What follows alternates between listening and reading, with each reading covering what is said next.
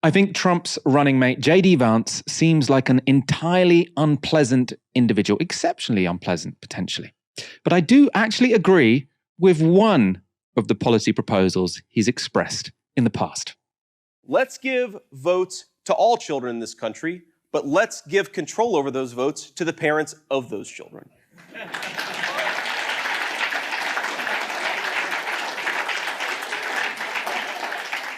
When you go to the polls in this country as a parent, you should have more power, you should have more of an ability to speak your voice in our democratic republic than people who don't have kids. Let's face the consequences and the reality. If you don't have as much of an investment in the future of this country, maybe you shouldn't get nearly the same voice.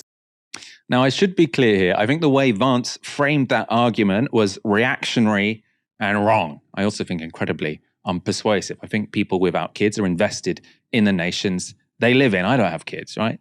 Vance also has a history of demonizing women without kids, calling Kamala Harris a cat lady, for example. That's completely despicable. But on the policy question, I actually do agree that parents of young children should be able to cast an extra proxy vote on behalf of their kids. And I think there are a lot of good progressive reasons to back such a policy. I'll go on to those reasons in one moment. First of all, to add some context and a reminder that this idea of giving parents proxy votes for their kids is not an idea invented by J.D. Vance. In fact, it was almost adopted by the French National Assembly in the 1920s. And more recently, it was famously put forward in 1986 by a Hungarian demographer named Paul Demeny in a paper titled Pronatalist Policies in Low Fertility Countries, Patterns, Performance and Prospects. Demeny argued that proxy voting for parents would make the political system more responsive to the young generation's interests. Proxy voting for parents has now become sort of known as Demeny voting, sort of in social scientific discussions. I personally think the policy has a particular logic in the context of an aging electorate, which means politicians are increasingly focused on the comfort of the elderly at the expense of the interests of young parents and the next generation. So think about the policies of the Tory Lib Dem coalition to cut youth services while protecting state pensions, or the Tory government refusing to allow more houses to be built to protect the views and property prices of older homeowners, right? These are both outcomes which came to pass because the Tories rely on what's now called the grey vote. Austerity screwed young people and young parents, which is why they voted against it. For example, in the 2017 election, all age groups under 50 swung to Labour, but people over 60 and over 70 massively stayed with the Conservatives. And those age groups were large enough that they won the Tories the election. Right? So you had a situation where those government policies were screwing over nearly all of the working age population, but the Conservatives were able to stay in power because they had older voters voting for them. Now, this is not to demonize older voters, but it's to say that sort of the structural shape of our electorate tends to disadvantage younger people and especially young parents, which is a problem if we don't want to have a declining population. Of course, you might say, we now have a Labour government. What's the problem? However, with an aging population, older voters will become ever more numerous relative to the young, and their political power will increase in proportion to that. So, how would parents voting on behalf of their children help? Well, it would make the electorate younger for a start. So parents of children under 16 are most likely to be in the 25 to 49 age groups who voted against austerity measures. And parents of young children can be expected to especially prioritize issues such as high-quality free childcare or abundant housing, which have been condemned to being very, very low on the political agenda. And that's an argument that was made by the economists Reiko Aoki and Rima Vaifia-Nathan in a 2009 paper called Is Demeny Voting the Answer to Low Fertility in Japan? In that study, they wrote this: using the 2005 household census, we calculate that approximately 24% of eligible voters are parents of children under 18 years of age. On the other hand, those who are concerned about pension levels, so i.e. those aged over 55, constitute 43% of the voters and are therefore more powerful in the minds of politicians. This latter group gain nothing from increasing fertility, since any children born will not be productive in time to support their retirement. Indeed, children who are born will be an additional drain on public expenditure, leading to potential reduction in social security payments. In light of the lack of political will or interest in improving family policy, Japan should consider demony voting, which allows parents to cast a proxy vote on behalf of their children. This would automatically increase the voting power of parents. By our calculation, it would increase the parent bloc to 39% and reduce the over 55 years bloc to 35%, thus creating a more balanced incentive for politicians to take family policy seriously. Now, in that passage, it was the statistic about the status quo position that I found most striking. So in 2009, as they say, only 24% of voters had children under 18, while 43% were over 55, right? And in that situation, it's absolutely no wonder governments value pensions and protecting house prices over making it cheap and easy to have kids. As the authors argue, demony voting would simply level the playing field between the generations. Now, you might be listening to this thinking, what's the point in debating this wacky idea that will never happen? Surely there's a sort of better way to get child-friendly policies introduced. Well, something interesting about this policy, as with most so-called pro-natal policies, is that it has the potential to unite surprising coalitions. So in 2013, Chrystia Freeland, she was the then editor of Reuters, wrote this in an essay on proxy votes for parents. So she said, part of the appeal of demony voting is that it could be bipartisan.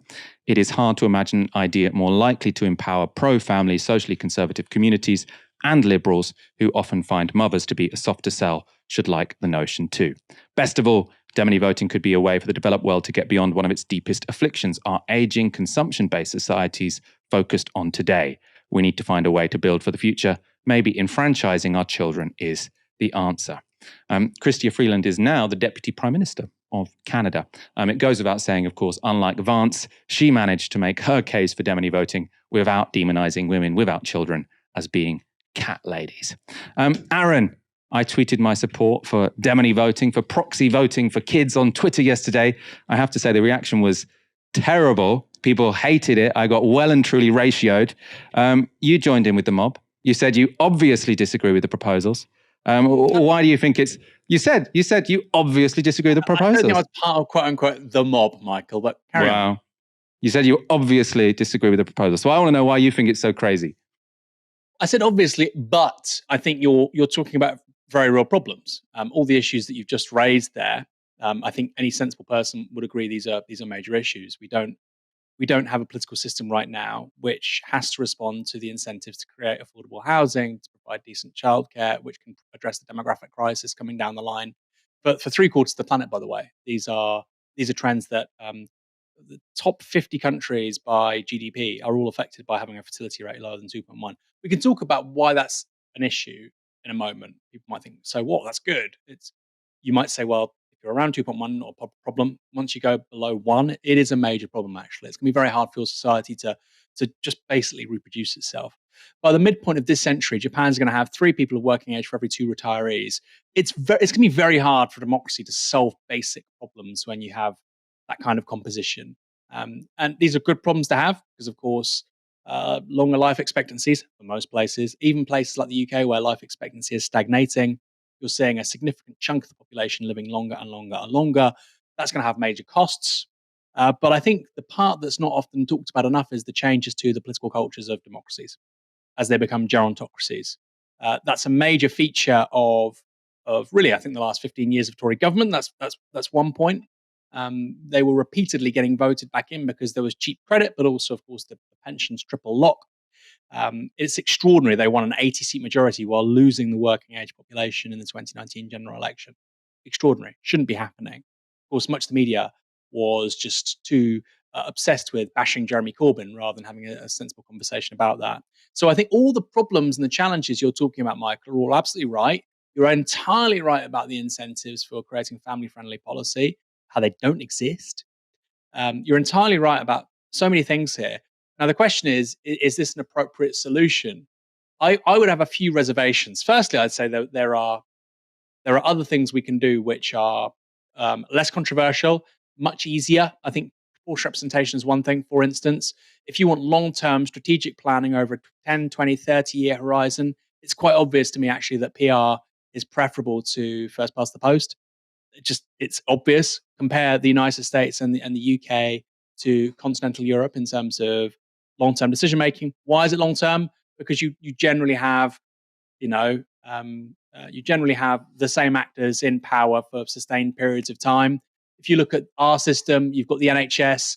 Tories underfund, it almost collapses. Labour fund it well. Labour leave, the Tories come back, they underfund, rinse, repeat. It's not a sensible way for long-term planning in a society. Same with the Republicans and the Democrats. They want to stack the Supreme Court one way, they want to stack it another way. It's an extraordinarily stupid way to conduct politics and oversee change. So first is PR. Secondly, I think you reduce the voting age to 16. I think that's just an obvious thing to do. But I would say even there's an argument to reduce the voting age, say, to 12. That was put out there, I think, by an academic relatively recently. I don't agree with that. I think it makes sense to have an age that we all agree on as the age of adulthood. I think it's a good thing to have. And I think furnishing adults with certain rights and responsibilities is a good thing to have. And I think that age should be 16. So I would oppose votes for 12 for the same reason I oppose demony voting. I've never actually heard this phrase before, Michael, but I think you're on a very slippery slope as a democracy if you start to give votes to certain people on the behalf of others. Because bear in mind, of course, that was the argument against universal suffrage. Before the Great Reform Act, which was not universal suffrage, but it's viewed as the kind of first step towards mass democracy in 1832, the middle class is basically given the vote. Before then, you had really an aristocratic electoral system in this country for a bunch of reasons. And the popular view was, or the widely held view, the widely held defense of it was that, the intelligent, moneyed elite will vote on the behalf of everyone else because, of course, they're not disposed or enchanted by short-term fads or fashions, but they have a long-term view of society. And that's always historically been, Michael, the defense of aristocratic government.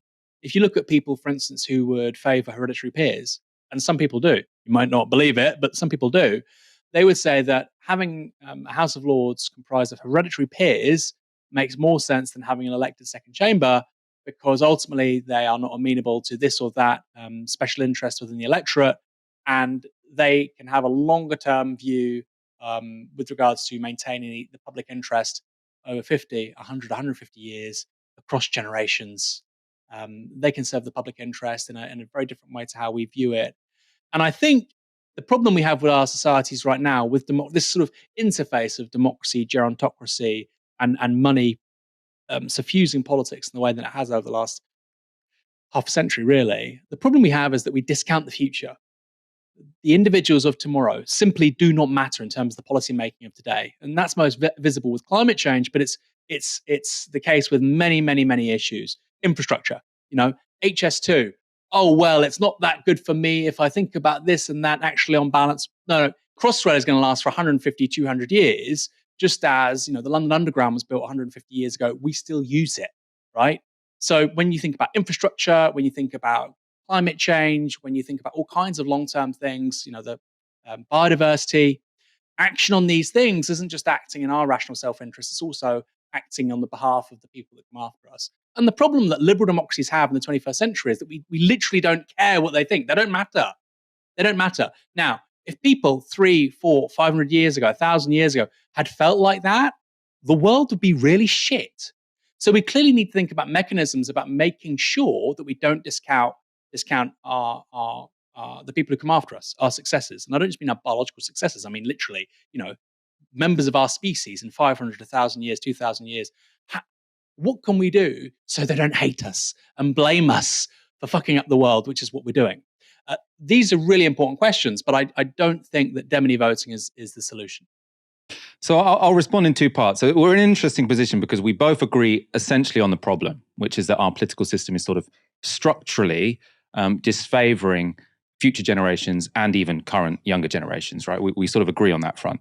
Now, you're saying we don't need to go to something as radical as demony voting because we can do votes for 16 or proportional representation. Now, I'm in favor of votes for 16. I'm in favor of proportional representation. My argument is it just is not going to go far enough, right? I mean, we already have many countries with proportional representation where their policies are more skewed to older generations because their electorates are more skewed to older generations. So if you want some kind of radical change, which is really going to make life for young parents better, I don't think you can say, okay, well, let's have the same political system as Spain, right? Because the situation isn't radically better in Spain. In terms of the argument, you're sort of saying that this is an aristocratic argument, sort of that harks back to reactionary arguments which were made in the sort of 1800s or whatever. I think there are a couple of problems with that. So one, the problem with the argument that sort of aristocrats can vote on behalf of working class people or husbands can vote on behalf of their wives is that those are arguments used to deny working class people the vote or deny working class people the vote. Whereas with demony voting, you're not arguing against people who want young people to have the vote. You said yourself there, you don't want people to get the vote at 12, right? So this is people who have no representation and you're arguing for them to get some more, albeit imperfect representation. Now, the debates you're talking about, that's someone saying, let's just give them imperfect representation because they can't be trusted with representation. You're saying that kids can't be trusted with representation anyway. I'll also say sort of on a fundamental level with sort of, can we ever let someone represent someone else sort of automatically by proxy? Now, I'd say here, the problem with the argument that sort of we can allow husbands to represent their wives or we can allow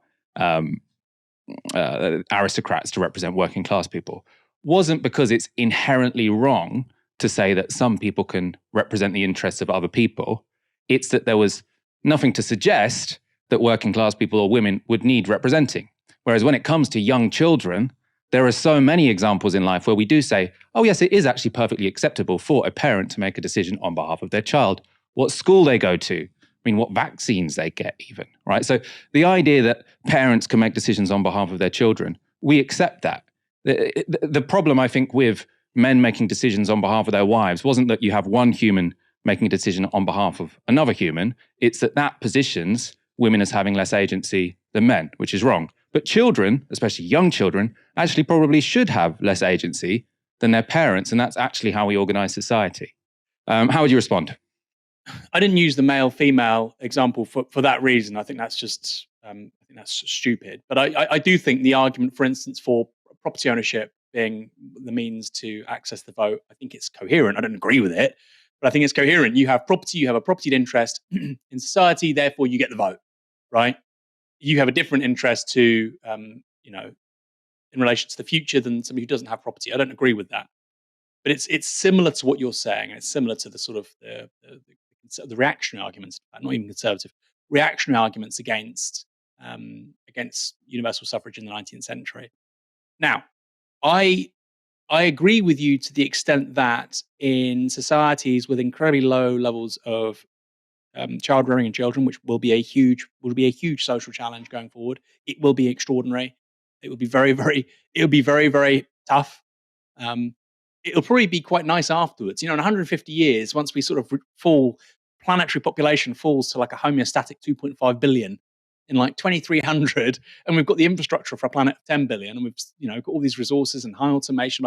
It'll be great, and that might be fully automated electric communism. But in the medium term, it's going to be really, really tough. And I think you're right to isolate the fact that people aren't really serious about the political conditions we need to create in order to address those challenges. I entirely buy what you're saying there. But I do worry, Michael. Let me throw another argument against you here. The people right now with the highest fertility rates on earth generally are religious fundamentalists. And it doesn't matter what religion, by the way. Haredim, Jewish Haredim in England, I think they have a fertility rate of something like 7-8 to 1. Whereas liberal Jews, I think, is about 1.5 to 1, about the same as the country writ large.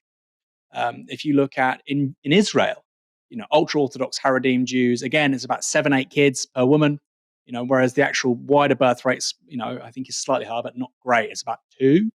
And by the way, Israel has, for a high GDP country, has a really high fertility rate. It's growing because of domestic fertility. It doesn't need immigration, which is very unusual. There's no other country in the quote-unquote West. Would you call them that? I mean, possibly not. And precisely because of the cultural and religious underpinnings, which you don't really see in places like Britain, France, Spain, Italy, etc. It's moving towards a theocracy. So what you would do, Michael, with this kind of voting is you would basically make religious fundamentalists extraordinarily influential in societies. In the United States, who has the highest birth rate in the United States? Ultra Orthodox Jews, Mormons, evangelicals, like sects that people watching this have never heard of, but Anabaptists. And in the UK, Christian evangelicals, Haredim, Muslims, but basically people that hold, broadly speaking, fundamentalist religious views. Liberal members who still observe those religions have much, much lower fertility rates. So what you would be saying, Michael, fundamentally, is if you were to have this in Israel, for instance, Ben Gvir would be the Prime Minister of Israel, right? Now, you might say as a counter-argument, well, that's just the future anyway, okay? Those people are voting regardless in 20 years' time, so, okay, it's not good. It's not good now, but it's not good then either. The problem is a political one of creating a different political outcome. But that's just sort of a question of when, not if.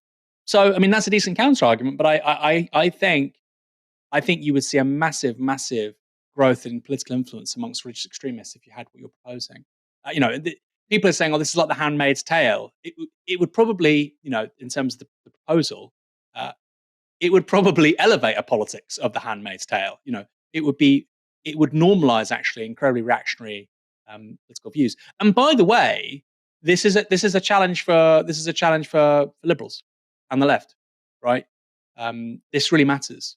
There's a book out there, "The Religious Shall Inherit the Earth," written by somebody, again, who I don't agree with them very much. He's very right wing, but the hypothesis in this book is very interesting, which is to say that in the 21st century, it's very clear that religious fundamentalists have very high birth rates, and basically the rest of the world has very low birth rates. And what happens after 3, 4, 5 generations, if that carries on, is that actually the complexion of politics, culture, society looks very, very different. Mormonism is already the biggest religion in 3 US states, which, you might say, so what? But it was a tiny dot on the map of the United States 130 years ago, at the end of the 19th century. So if that carries on the next 2, 3 centuries, actually Mormonism is a massive, massive demographic component within the US body politic. And again, Israel is leading the way here. I think in 1946, 1% of Israel's population was Haredim. 1%. And now by 2050, they're saying it's going to be about a third of the whole country. So if you want to understand, what underpins those shifts in Israeli politics, yes, it was a settler colonial state. That's how it started. But in terms of the settler expansionism in the West Bank, for instance, the people doing this stuff generally are ultra-Orthodox settlers. The people now entering politics, well to the right of Likud, of course, Likud basically just imitate their political style and their policies, but well to the right of them, people like Smotrich, Ben Gvir, they are an expression of that demographic change we've seen in Israel over the last 80 years. And that's going to carry on. And the question is, how much of the world is that going to apply to? I think it's actually going to apply to quite a lot of the world. I think people really aren't ready for this. The left certainly isn't ready for this conversation. But in the meantime, I think before we get there, what your policy would do essentially would be to give far more influence to the kinds of forces I'm talking about, religious fundamentalists fundamentally. So I'd say, in response to that, I think Israel is kind of an extreme case. They also don't need pronatal policies because they have a growing population. And that's partly because they sort of proactively went around the world and sort of encouraged Jewish fundamentalists to move there because they really want populations who increase their number because they're in a demographic battle with the Palestinians to steal their land. So it's a somewhat sort of specific case. I see what you mean in terms of in most countries, people who have larger families or people who have kids altogether actually are more likely to be religious and more likely to have sort of socially conservative ideals. But what that ignores is that while this policy would favor people with kids, it would also favor younger people over older people, because obviously you only have a proxy vote for your kid until they turn 16, or it could be 12 or whatever, right? So I would say that because you're shifting the electorate younger, that would probably counteract the extent to which you're skewing it to more parents, because more parents at the same age, more likely to be socially conservative, but people in their 20s, 30s, 40s, more likely to be more liberal than people in their 60s, 70s, 80s. So I would imagine that it would about level out. In terms of you saying, if not when, now I do think that probably left-wing people do have to sort of deal with, the religious will inherit the earth argument.